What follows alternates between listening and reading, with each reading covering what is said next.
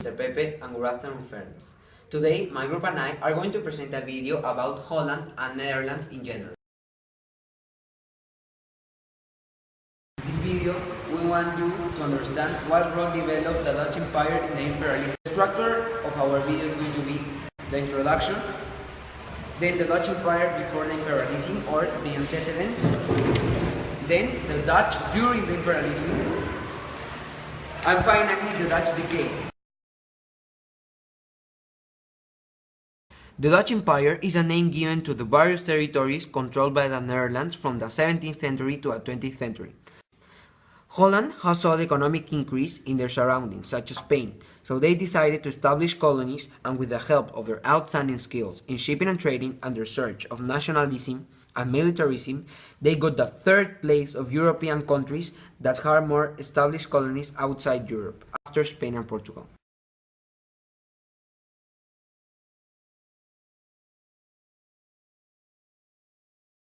In 1927, the Dutch were given the territory of Indonesia in exchange for helping them fighting some rebel uprising.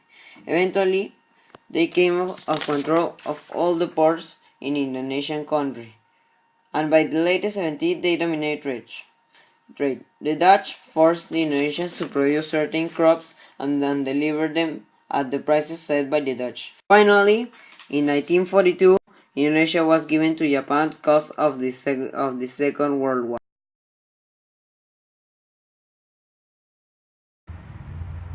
Unlike the other European powers that put their attention on conquering new territories in Africa and Asia, the Dutch only put their attention on maintaining their colonies in the West and East Indies.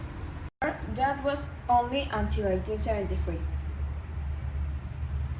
In that year, the Dutch decided to declare the war on an archipelago of Indonesia. It was called the Aceh War, which was the name of the archipelago. In that time, the Dutch were the main sea power of Europe, so Aceh was not only seen as a threat, but a strength to hold because of its ideal geographical position. 1890 and 1902, it was a time of much competition between the old colonial main powers and the new powers such as Japan and United States. Holland was considered as an old colonial power. They expanded a little bit their territory by conquering the archipelago of Aceh. From 1880 to 1902, the Dutch did not pursue expansion like other great powers of Europe did, like Great Britain and France. They focused on not dividing up Africa, but on maintaining assets and the East Indies.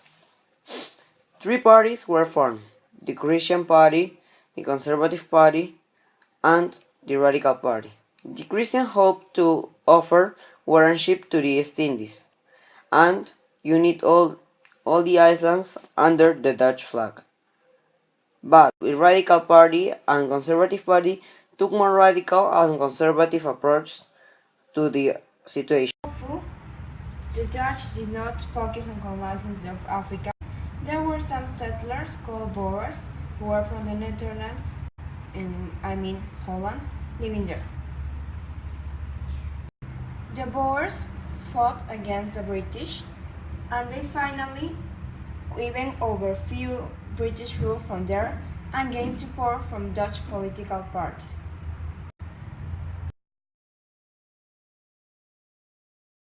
By 1900, problems appeared in the whole Netherlands, including Holland.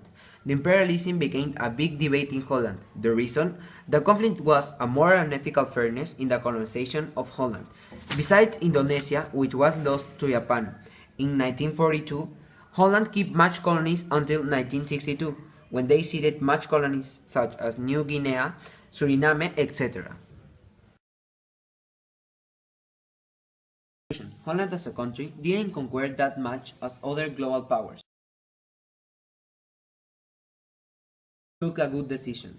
They took care about the colonies they had conquered before the imperialism instead of conquering more. The bad part is that many powerful countries stole their colonies, for example, Indonesia.